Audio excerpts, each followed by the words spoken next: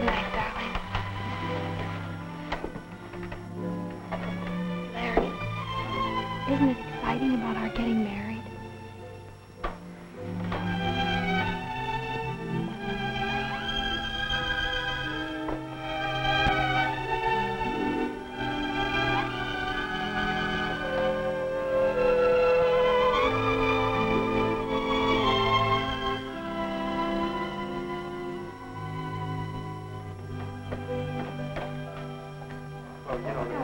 Walking on a pink cloud. So I asked her last night at her graduation prom, and she said yes. We're going to be married in August. Wow, married? But she's just finishing high school, and you still have 2 years at the university. That's a tough road, Larry. What are you going to use for money? Well, Sue's folks were going to pay something to put her in junior college here in town for 2 years. So we'll have that. But instead of going to college, she'll get a full-time job in campus town. Say she doesn't care anymore about education.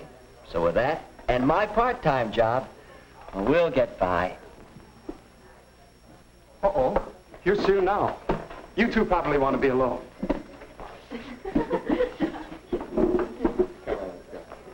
Sue, honey. Oh, Larry. Well, what's the matter? It's the folks' sake. We had a terrible scene. I couldn't sleep a wink. They don't approve. They say I'm too young. They want me to finish 2 more years of schooling before I even get engaged. Oh, Larry. Oh, buck up, sweetheart. They can't stop me. Relax. And act normal till after your graduation next week. Then I can borrow Phil's car. Down to Greenville. There's a justice of the peace down there. We'll elope, honey. But, Larry, I wanted a church wedding. And all the parties and showers for me, too, and my folks. That would break Mom's heart. Well, we're the ones that are getting married, not your folks. I don't know, Larry. I read somewhere that a marriage without parents' approval has 2 strikes on it from the start. But if eloping's the only way... No, maybe it isn't. Maybe you could convince your folks that you should get married. But how, Larry? How? Say, I'll bet we could get some advice from the marriage counselor over at the church. His name is Hall. Phil told me about him. He teaches a course in marriage and family living at the college. Do you think he could help me with my folks? Well, it's worth a try, isn't it?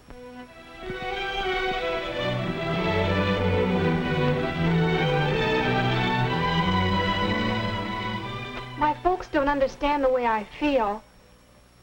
So that's the story, Mr. Hall. Do you think you can help us get married? Why, I'm in favor of marriage. In fact, I spend a good deal of my time helping people to get ready for marriage. Now, let's see. You've known each other for... 3 months, 1 week, 2 days, and 17 hours. And you're 18, Sue? And 19, Larry? Have either of you ever been in love before? Well, but not like this. This is the real thing. Yes. I had a chum in college who had the real thing with 8 successive girls. Oh. Oh, it's all right if you have it, fine. It's a very important factor in building a happy marriage. But tell me, how do you know it's real love, the kind you can get married on? Why, ever since I first met Larry, I haven't wanted to date anyone else. The whole 3 months now. And besides, I haven't even had 1 quarrel with him. No quarrels? Why not? No differences of opinion?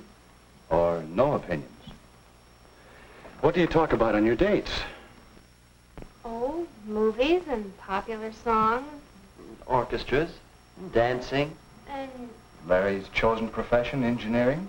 No, I don't understand any of it. I don't like to hear about it. Why, Sue, honey, I didn't know you felt that way. Well, it seems you two may have some things to talk over and settle. Might well ask yourself some questions before you get too serious about marriage. Well, what do you mean? What sort of questions? Well, questions for Cupid. You might say he should ask them before he fires those arrows. We call this Cupid's checklist. First, Do you have similar backgrounds, similar bases for your ideals and standards? Second, are you real friends, comrades, pals through thick and thin? And third, do you both understand marriage? Oh, not the kind in most movies or in most popular songs, but the real everyday kind of marriage, between real people. Do you understand it? Well, golly, Mr. Hall, I don't know the answers to all those questions. I just know that I'm in love with Sue. Is that bad? No, that's good. Sure. And it's good when you recognize that you don't know the answers. It's a good sign. I don't know. I think we're friends. And maybe we can understand marriage, but backgrounds, how do they affect getting married? Well, come over here a minute. Perhaps I can show you what I mean. What's that? I call it a marriage development board.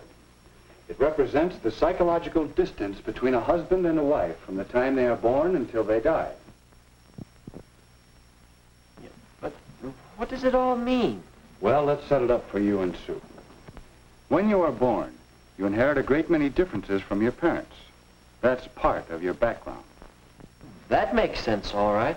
Now, as you grow up, you each develop separate and unique personalities. Your mental growth, your emotional outlook, your standards and ideals. Larry, your distinctly masculine outlook on life, and Sue, your feminine way of looking at things, your capacities to love and be loved. In these and many other ways, you each acquire a background, so that when you first met, you were probably farther apart, probably more distinct individuals than when you were born. But I don't want to marry a girl like me. I want to marry a man like him. So even though we're close together here, we don't know how far apart we are there. That's right. When you two met, there was probably an early physical reaction, a romantic attraction that pulled you together, a love appeal that hit you sort of BOING.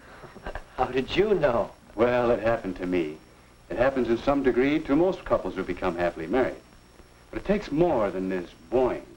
For you see, if you're too far apart psychologically, if your backgrounds are not similar enough, it can cause a great deal of argument and unhappiness until... It's gone. Where'd it go? That's what you'll be saying about your romantic love if these other things cause a breakup. No, sir. This is forever with Larry and me. Fine, I hope so. But don't you think it's wise to take time to find out how much strain these differences might put on your romantic love? But there isn't any time. Larry's going away in a couple of months. Yes. Did you two ever see these figures on length of engagement and how it relates to chances for happiness in marriage? No. Two separate studies showed the chance for happiness improves with a longer engagement period. It's fair for 6 months, better for a year or 2 years. Is that because there's a better chance to find out some of these differences and become real friends? Yes, a chance to find out if your relationship will wear well. Yes, but can't we settle these differences after we're married? And if you aren't successful, before you become too deeply involved, find out if the distance might turn out to be too great. Here's another angle that should interest you both. How age when married affects the chance for happiness. You can see that the chances are better after the man reaches 21 or so.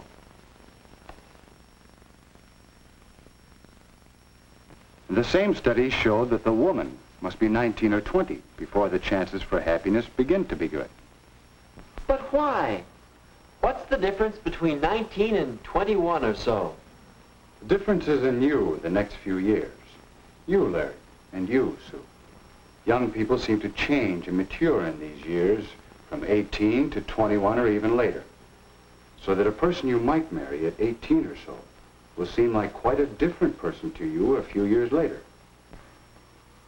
Gee, hon, doesn't take an engineer to see that we're on the bad part of the curve of these graphs.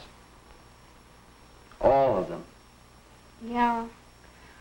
I see our chances aren't so good now. What are we going to do? I thought you were going to help us get married.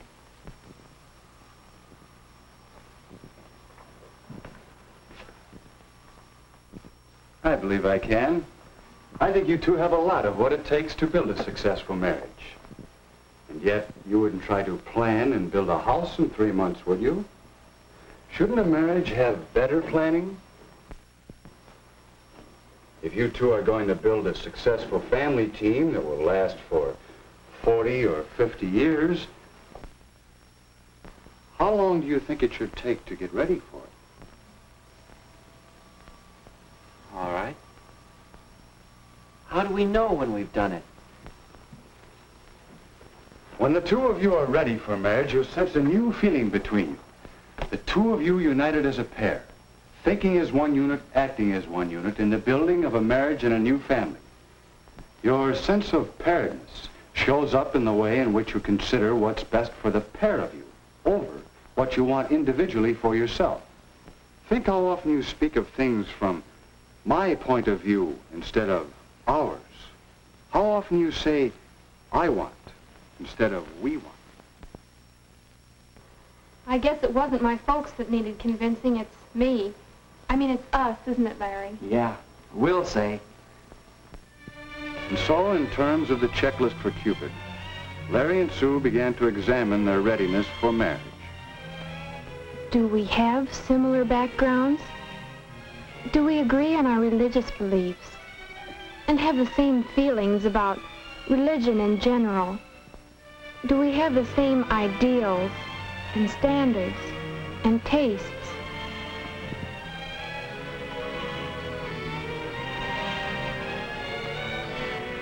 Do we enjoy the same friends? Do we share the same interests? And what about Sue and me? Are we real friends? Do we have a real happiness in being together? Talking? Or just doing nothing together? Does each of us really want to make the other one happy?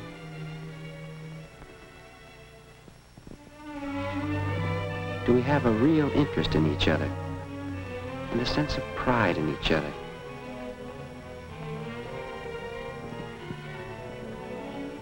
Do we know each other's peculiarities? Do we both have a spirit of give and take? Can we quarrel and come out of it with something better than before?